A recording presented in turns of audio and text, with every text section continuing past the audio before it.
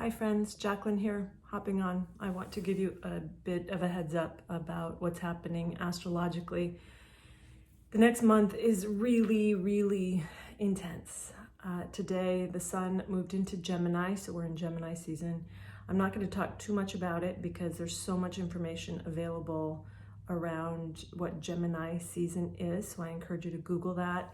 The gist of it is communication, how we interact with one another, how we interact with ourselves and with God, and also change, because it's about communication that brings change, that brings understanding, and that brings change.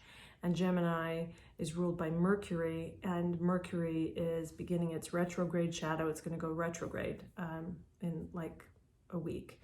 So when Mercury is retrograde, what that means is in the sky, if you track Mercury in the sky every night, it begins to slow down. You can sort of watch the planet move night by night in a trajectory.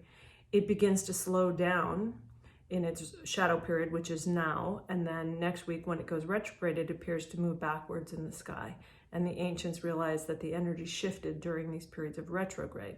So Mercury retrograde is where we go inside. It's meant for us to turn our mind, our awareness, our thought forms within. We examine ourselves within. So that's, if you work with it, can bring about great change. And in this case, because we're in Gemini, really the crux of your work should be about judgment, how you judge others, how you judge yourself.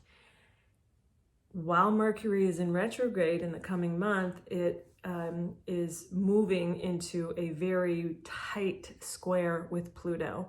Mercury is the planet of knowing, of certainty, even you could say. And Pluto is the planet that kind of obliterates borders and boundaries. It sees the whole picture. Mercury is really interested in details, lists, and Pluto pulls way back and is only interested in the energy.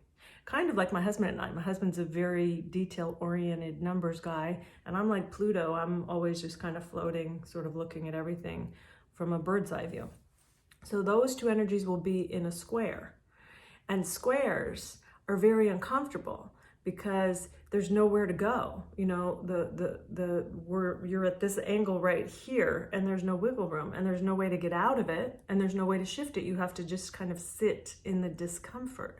So the themes of the Mercury retrograde will be, you know, where are you too concentrated on the minutia, and where can you bring in that Plutonian energy of sort of like pulling your perspective up and taking in more of the whole picture.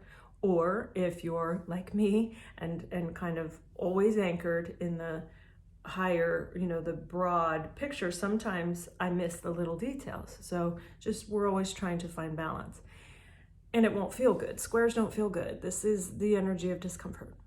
And then added into that, Saturn turns retrograde on Sunday, this coming Sunday. And as I spoke of in my video where I talked about the energy of the year, I spoke about the Saturn-Uranus square. That's one of the energies of this year. And when Saturn turns retrograde and begins to move backwards in the sky, is actually moving into a tighter and tighter square with Uranus. So this is when this major energy of the year hits again, the Saturn-Uranus square.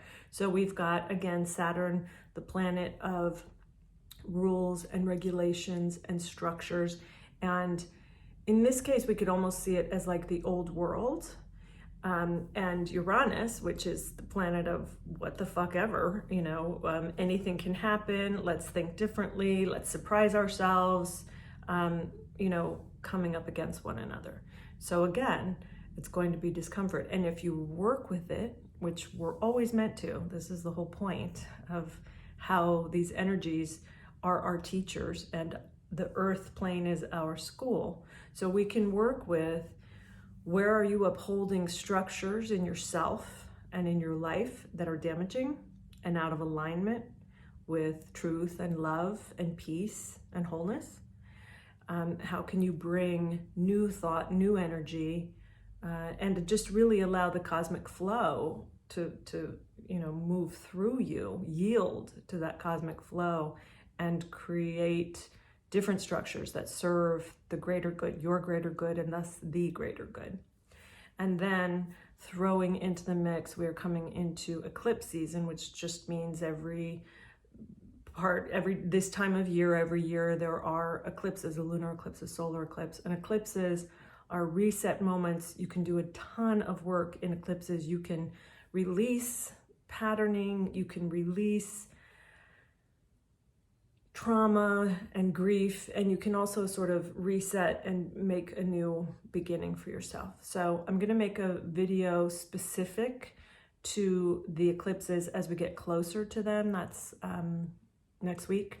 May 26th is the first eclipse, and I'll try to make a video on the 25th that just giving you ideas of how you can work with the energy to your benefit. So just be prepared for a month of, feeling constricted and uncomfortable. And if you move through it unconsciously, it will likely be a shit show. There will be a lot of this kind of energy between you and your beloveds, push, pull, that kind of thing. So move through it with consciousness, be prepared for it, so that as it's happening, you're not caught up in, negative thinking of like, my life's gone to shit, everything is terrible. Just understand what it is. It's the planetary movements, and it's a moment to move through with as much grace and consciousness as you can muster. That's it. I'll see you next week. Love you.